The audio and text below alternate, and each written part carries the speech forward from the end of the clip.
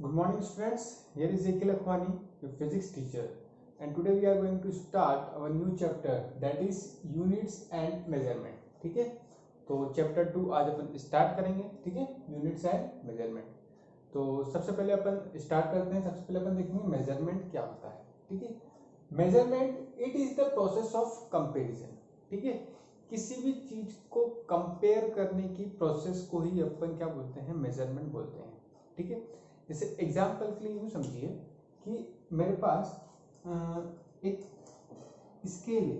ठीक है, एक स्केल है ए बी. ठीक है, तो ये ए बी जो है ये कितने मीटर की है, ये है 1 मीटर की. ठीक है, और एक और मेरे पास एक स्केल है. ठीक है, ये मान लीजिए सी डी. ठीक है, ये एक दूसरी स्केल है जिसको नाम दे दिया मैंने सी डी. तो ये जो है ये है मेरे पास 3 मीटर की. ठीक है, तो एक तरीके से ये जो मीटर है, ठीक है, ये मीटर तो क्या हो गया, एक यूनिट हो गई. ठीक है, ये अपन ने एक स्टैंडर्ड मान लिया कि 1 मीटर एक स्टैंडर्ड है. अब ये 1 मीटर की ये कितना गुना है. ठीक है, ये 1 मीटर की कितना गुना है, इट इज 3 टाइम्स. ठीक है, स्टैंडर्ड वैल्यू की ये कितने टाइम्स है, 3 टाइम्स है. तो ये क्या हो गया, अपना एक तरीके का कंपैरिजन कर लिया, that c d is 3 times of a b. तो मेजरमेंट क्या होता है, मेजरमेंट एक तरीके का एक कंपैरिजन होता है जो अपन किसी भी एक स्टैंडर्ड वैल्यू से करते हैं. ठीक है, इतना क्लियर है. आगे बढ़ते हैं अपन. अब अपन को किसी भी चीज को मेजर करने की रिक्वायरमेंट क्यों है, अपन क्यों मेजर करते हैं किसी भी चीज को. तो ऐसे समझिए, मान लीजिए कि कोई बॉडी फ्री फॉल हो रही है, या मान लीजिए ये मार्कर है मेरे पास, ये मार्कर को मैंने नीचे फेंक दिया, गिर गया, ये नीचे अपने आप जाएगा. ठीक है, अब ये कितनी स्पीड से जा रहा है ये मुझे कैसे पता चलेगा, जब मैं उस स्पीड को मेजर कर पाऊंगा तभी मुझे पता पड़ पाएगा.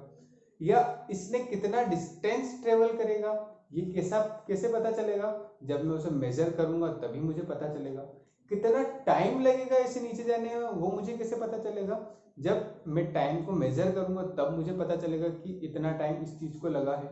ठीक है, या अपन यूँ बात करें तो जैसे अपन अपने घर में बल्ब है ना, CFLs वगैरह जो अपन यूज करते हैं, तो वो क्या करती है, वो एनर्जी कंज्यूम करती है. एनर्जी कंज्यूम करते हैं, उसी के बेस पे क्या होते हैं, अपने जो इलेक्ट्रिसिटी वगैरह के बिल्स आते हैं. ठीक है, अब सबके बिल्स तो एक जैसे आते नहीं, किसी का बिल ज्यादा आता है, किसी का बिल क्या आता है, कम आता है. तो वहां पे कम ज्यादा क्यों होता है, क्योंकि वहां पे क्या करते हैं अपन, यूनिट्स जो रहती है कि अपन ने इतने यूनिट इलेक्ट्रिसिटी का यूज किया है ना, तो उस चीज को भी क्या किया अपन ने, मेजर किया. अगर अपन मेजर नहीं करेंगे तो वहां पे कैसे पता चलेगा कि किसने ज्यादा यूज किया और किसने कम यूज किया है. ठीक है, तो इसलिए भी रिक्वायरमेंट है मेजरमेंट की.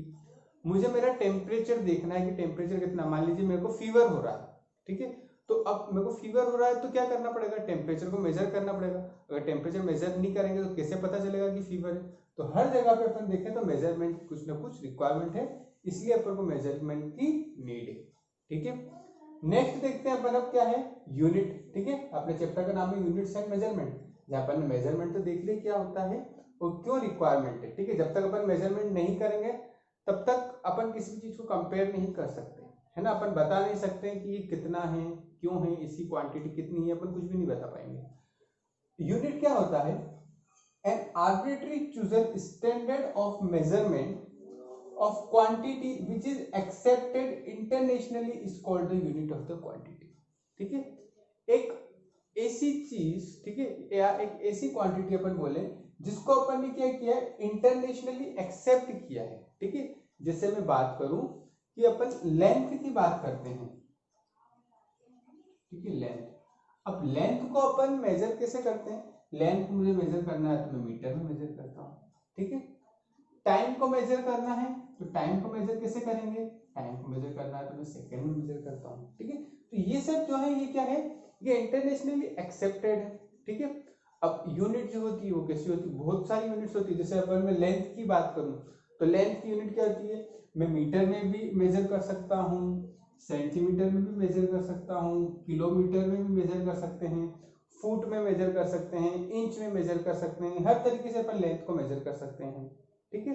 लेकिन अपन यहाँ पे अगर स्टैंडर्ड की बात करें, ठीक है, एक एसआई यूनिट की बात करें जो ग्लोबली अपन किसी भी कंट्री में चले जाएं वहां पे वो एक्सेप्टेड होगी, तो वो क्या होती है, मीटर होती है, ठीक है।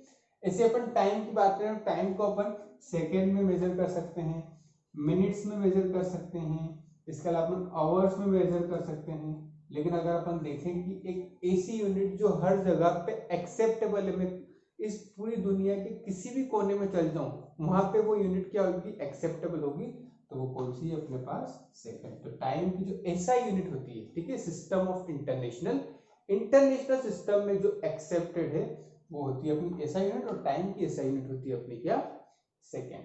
तो ये अपना क्या हो गया, यूनिट हो गई, ठीक है। यूनिट की हेल्प से अपन कंपेरिजन करते हैं, ठीक है। जैसे मैं बोला कि मीटर है, मीटर को सेंटीमीटर में करना है, तो भी मैं कंपेयर कैसे करूंगा, कैसे कन्वर्ट करेंगे, इसके लिए भी अपने पास पता है कि 1 मीटर में 100 सेंटीमीटर होते हैं, तो इस तरीके से अपन इसे कन्वर्ट वगैरह भी कर सकते हैं, ठीक है। तो ये अपना बेसिक कुछ डेफिनेशन हो गई। अब आगे चलते हैं, इसमें क्या है,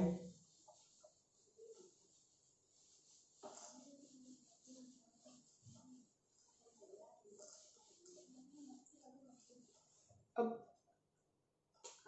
नेक्स्ट है अपने पास फिजिकल क्वांटिटीज।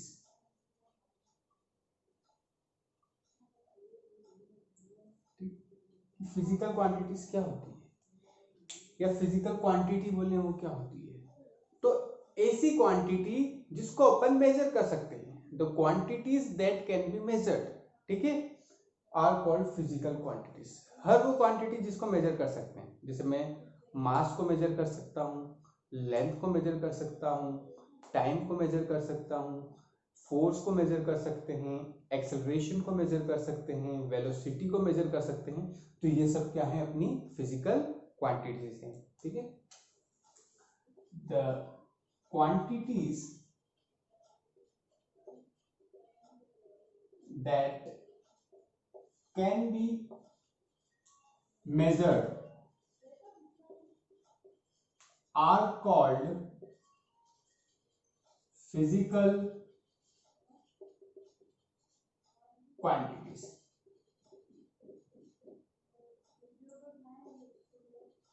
ठीक है, फिजिकल क्वांटिटीज। अब अपन आगे देखें, फिजिकल क्वांटिटीज जो होती है अपनी, ये भी अलग अलग तरीके से अपन ने इन्हें क्या कर रखा है, डिफ्रेंशिएट कर रखा है। सबसे पहले आती है अपने पास, दैट इज फंडामेंटल क्वांटिटीज। अब फंडामेंटल क्वांटिटीज क्या होती है, फंडामेंटल क्वांटिटीज का मतलब यूं समझिए आत्मनिर्भर क्वांटिटीज, ठीक है, जो मतलब खुद के मतलब किसी और के ऊपर डिपेंडेंट नहीं है, ठीक है। The quantities that are not dependent on others, जो किसी भी दूसरी क्वांटिटी के ऊपर डिपेंडेंट नहीं है, उसको अपन क्या बोलते हैं, fundamental quantities. The quantities that are not dependent on other quantities are called fundamental quantities, ठीक है। ऐसी क्वांटिटी जो किसी और के ऊपर डिपेंडेंट नहीं है, उनको अपन बोलेंगे फंडामेंटल क्वांटिटीज। 7 टाइप की फंडामेंटल क्वांटिटीज होती है, देयर आर 7 फंडामेंटल क्वांटिटीज, ठीक है। 7 फंडामेंटल क्वांटिटीज होती है, कौन कौन सी होती है वो अपन देख लेते हैं। तो यहाँ पे मैं लिख दूंगा फंडामेंटल क्वांटिटी का नाम लिख देंगे अपन यहाँ पे, और यहाँ पे अपन उनका लिख देंगे एसआई यूनिट लिख देंगे यहाँ पे, ठीक है, उनकी यूनिट्स क्या होती है वो लिख देंगे, ठीक है। तो जो सबसे पहले अपनी क्वांटिटी आती है वो आती है लेंथ, ठीक है। फिर और अपन देखें मास, ठीक है। इसके अलावा अपनी आती है टाइम, ठीक है। टाइम के अलावा और आ जाती है अपनी टेम्परेचर, ठीक है। इसके बाद आएगी अपनी इलेक्ट्रिक करंट,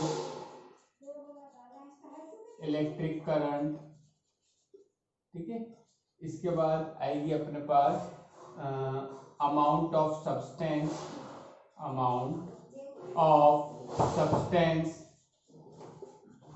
एंड जो लास्ट आएगी अपनी वो आएगी ल्यूमिनस इंटेंसिटी, ठीक है। तो ये अपनी 7 क्वांटिटीज हैं। यूनिट्स क्या होती है अपन ये देख लेते हैं। लेंथ की जो एसआई होती है वो होती है अपने पास मीटर, ठीक है। सिंबल होता है इसका एम। फिर बात करें अपन किसकी, मास की, तो इसकी यूनिट होती है अपने पास किलोग्राम। इसकी यूनिट होती है अपने पास, जो सिंबल होता है वो होता है केजी। लास्ट में बात करें टाइम, तो टाइम की यूनिट होती है अपने पास सेकेंड। इसका सिंबल होता है अपने पास एस। फिर बात करें टेम्परेचर, तो टेम्परेचर की जो अपनी एसआई यूनिट होती है वो होती है केल्विन, ठीक है। इसका जो सिंबल होता है वो होता है के, कैपिटल के।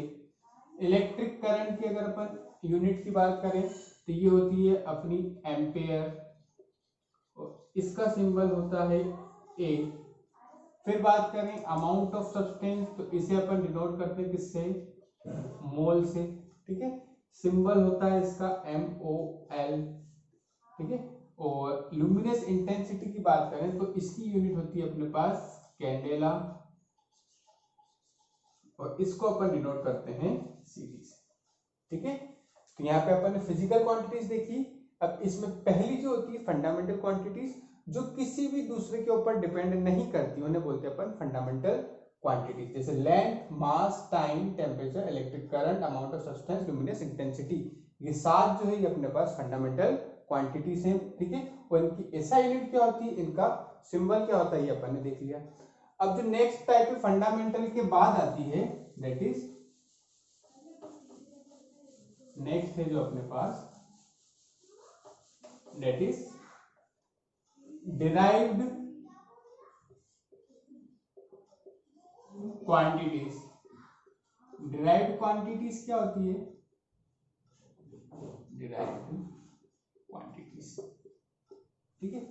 ऐसी क्वांटिटी जो फंडामेंटल क्वांटिटी की हेल्प से डिराइव की जाती है, ठीक है। मतलब बिना फंडामेंटल क्वांटिटी के अपन उस क्वांटिटी के बारे में नहीं बता सकते, है ना। द क्वांटिटीज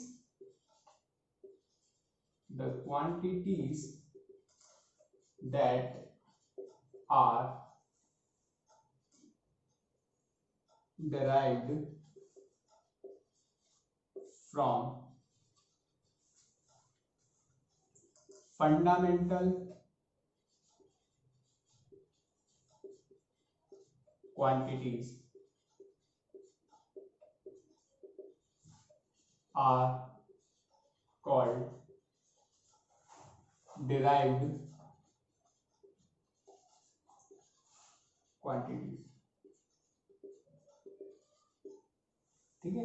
ऐसी क्वांटिटी जिसे अपन फंडामेंटल क्वांटिटी की हेल्प से ड्राइव करते हैं उसे अपन क्या बोलते हैं, ड्राइव्ड क्वांटिटीज, ठीक है। जैसे अपन को इसमें देखें, एग्जांपल की बात करें तो जैसे मैंने बोला स्पीड, ठीक है। स्पीड अपन को पता है, स्पीड क्या होता है, speed is distance by time, distance by time. तो देखो डिस्टेंस हो गई लेंथ, और टाइम तो अपन को पता ही है। तो यहाँ पे 2 फंडामेंटल क्वांटिटी की हेल्प से अपन ने क्या किया, स्पीड को डिफाइन किया, ठीक है। और बात करें फोर्स, फोर्स क्या होता है, फोर्स अपन को पता है मास इनटू एक्सेलरेशन, ठीक है। तो मास एक अपनी फंडामेंटल क्वांटिटी होगी। एक्सेलरेशन की बात करें तो एक्सेलरेशन क्या होता है, change in velocity by time. तो चेंज इन वेलोसिटी तो ये हो गया v/t, मान लीजिए अभी, है ना।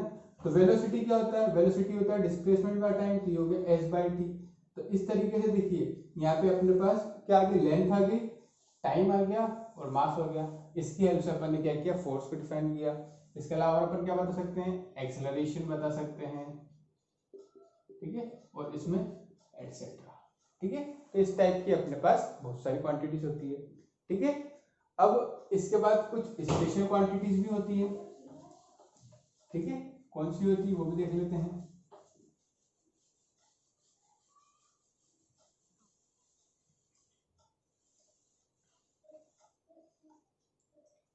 अब जो है अपने पास सप्लीमेंट्री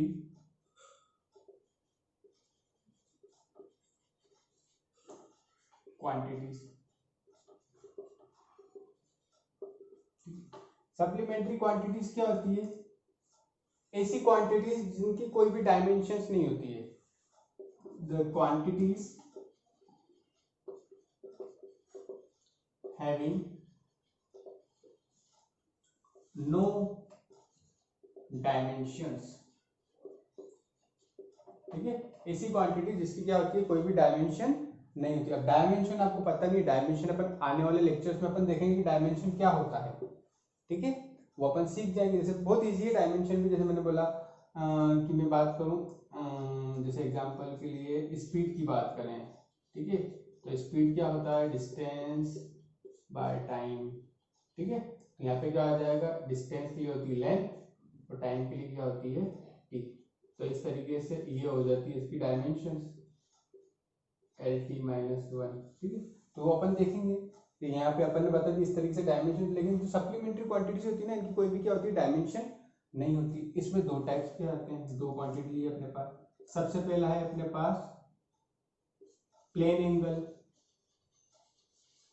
ठीक है, और सेकंड क्या है, सॉलिड एंगल, ठीक है। दो टाइप की, plane angle and solid angle. अब प्लेन एंगल जो होता है, जो एंगल अपन नॉर्मली मेजर करते हैं, आपको पता ही है, जैसे ये लाइन खींची है, इसके ये जो एंगल है ये हो गया अपना प्लेन एंगल, ठीक है। तो इसकी जो यूनिट होती है SI यूनिट, ये क्या होती है, ये होती है अपनी रेडियन,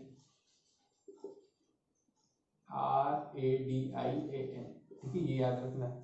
इसके अलावा अगर अपन बात करें सॉलिड एंगल की, तो यहाँ पे अगर अपन SI यूनिट की बात करें, अब इस सॉलिड एंगल कैसा होता है वो समझिए। एंगल इन 3D, 3 डायमेंशंस में जो एंगल होते हैं उसे अपन बोलते हैं सॉलिड एंगल। जैसे मान लीजिए मेरे पास कैप है, कैप, ठीक है, इस टाइप की अपन ने कैप देखी, जो कैप आती है अपने पास, ठीक है। अब ये जो होता है ना, यहाँ पे तो अपन को लग रहा है कि ये बस एंगल, लेकिन वो क्या होता है, एक 3D शेप होता है। तो उस 3D शेप में जो एंगल बनता है उसको अपन बोलते हैं सॉलिड एंगल, ठीक है। तो इसकी जो SI यूनिट होती है वो क्या होती है अपने पास, स्टेरेडियन, स्टेरेडियन, ठीक है। तो ये चीज हो गई। तो फिजिकल क्वांटिटीज भी देख लिया अपन ने, इसमें सप्लीमेंट्री क्वांटिटीज भी आ गई समझ में अपन को, है ना। 3 टाइप की क्वांटिटी देखी अपन ने फंडामेंटल क्वांटिटी, उसके बाद अपन ने देखी derived quantity and then supplementary quantity, ठीक है। आज के लेक्चर में इतना ही। अगर आज के लेक्चर में कोई भी डाउट आता है तो मुझे कमेंट सेक्शन में जरूर बताएं, मैं नेक्स्ट लेक्चर में आपके डाउट्स को क्लियर कर दूंगा। आज के लिए इतना ही, थैंक यू।